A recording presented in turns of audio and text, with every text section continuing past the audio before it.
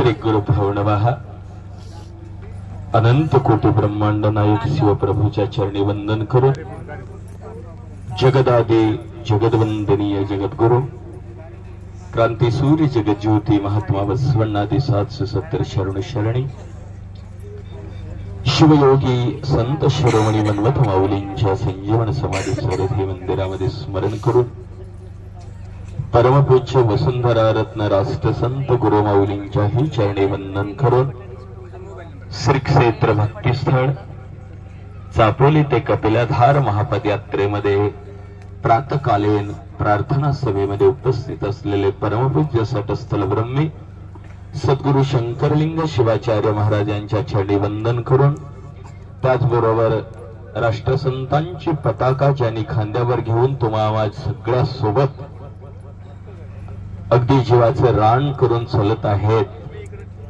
कालचाच प्रसंग माहित आहे तुम्हाला, नुसतं धक्का लागलाय म्हणल्याबरोबर पळत अगदी गाडीत जाऊन एका क्षणामध्ये गाडीत स्वतःच्या गाडीत त्या व्यक्तीला घेऊन जाणारे व्यक्ती कोण असतील तर आमचे पृथ्वी राष्ट्रसंत आहे की नाही।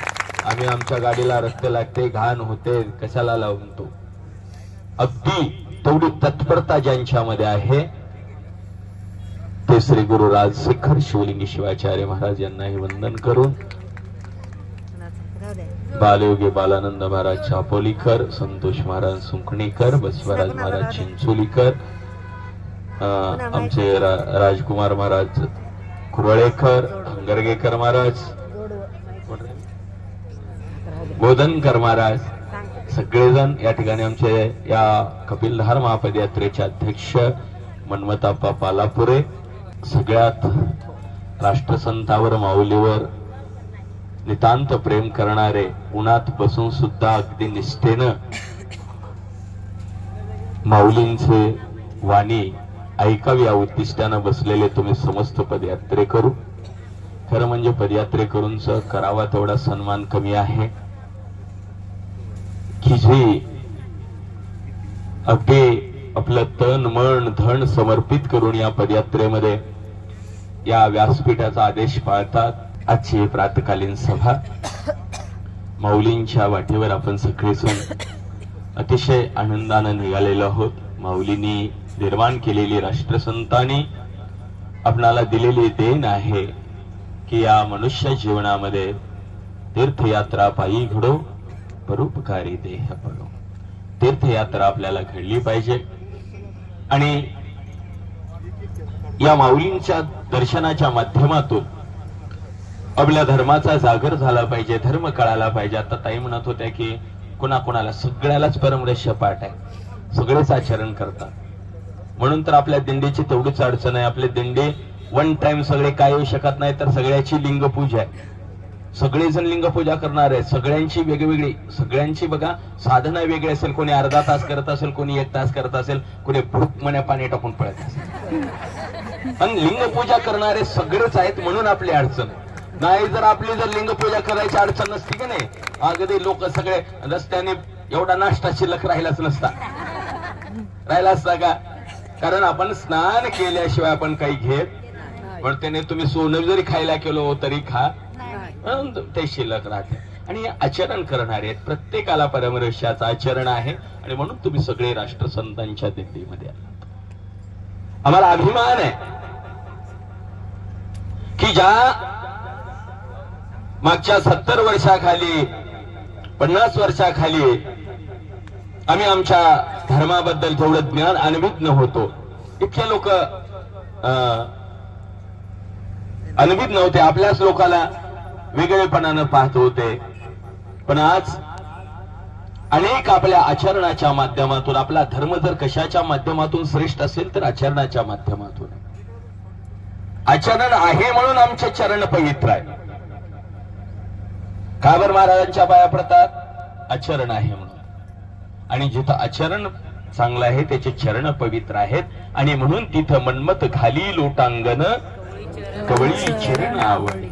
माऊली सुद्धा लोटांगण घालतात हो चरणाला, ही पवित्रता म्हणाले की का पाया पडावं, चरण पवित्र आहेत म्हणून पाया पडावं, नाही जर हे जर पाय कपिलधारच्या दिंडीन आले नसते तर पाया पडले असते का? हे जर पाय दुसऱ्या वाटेने गेल्यावर पाया पडले असते का? पडले नसते. म्हणून आपले पाय पवित्र आहेत. म्हणून दोन गोष्टी, ज्ञान आणि क्रिया. पायामध्ये क्रिया आहे तर डोक्यामध्ये ज्ञान असलं पाहिजे. काय असलं पाहिजे? दोन्ही गोष्टी आपल्या सोबतच आहेत. पाय चांगल्या मार्गाने कबीलधारच्या दिशेने जात आहेत, डोक्यामध्ये ज्ञान. ही ज्ञानाची दिंडी आहे, विचाराची दिंडी आहे, आचाराची दिंडी आहे, सद्भावनेची दिंडी आहे, सद्भक्तांची दिंडी आहे आणि जगाला प्रेम देणारी दिंडी आहे. एकमेव जगामध्ये हजारो वर्षानं पुढे चालणारी कुठली संस्कृती असेल तर आमची वीर शिवलिंगायत संस्कृती आहे. हजारो वर्षापूर्वी जिथं समता, बंधुता, न्याय, सद्भाव हे इथं आहे. मागे तुम्ही बघा, आज हे अनुभव मंडप स्थापन केलाय, 1000 वर्षापूर्वी बसव कल्याणमध्ये स्थापन. आज 1000 वर्षाच्या नंतर आपल्या नरेंद्र मोदी साहेबांनी सांगितलं की मी महात्मा बसवेश्वरांच्या अनुभव मंडपाचा विचार घेऊन, आधार घेऊन मी त्याला कल्याण मंडपम नाव दिले. म्हणजे 1000 वर्षापुढे आहोत आपण. 1000 वर्षापूर्वी आंतरजातीय विवाह केला होता. आज नावीला जाणं तुम्हाला करावं लागला की नाही? कारण मला इच्छा नसली तर सुद्धा मुलं ऐकण्यात मुले करावं लागेल की 1000 वर्षानं पुढे आहोत ना. 1000 वर्षापूर्वी जातीयता, धर्मयता याच्या बाहेर जाऊन एक संघ, वर्ग, वर्ण विरहित समाज निर्माण केला होता. आज नावीला जाणं पण हॉटेलमध्ये जेवावं लागलंय का नाही? 1000 वर्षाच्या पुढच्या आमची विचारधारा आहे. मागे नाही आम्ही. आमच्या संत महंत पुढचा विचार करणारे. आणि मन्मथ माऊली सारख्या संतांनी सुद्धा 400 वर्षापूर्वी सांगितलंय ते 1000 वर्ष पुढे चालणार आहे. ती ज्ञान आणि क्रिया.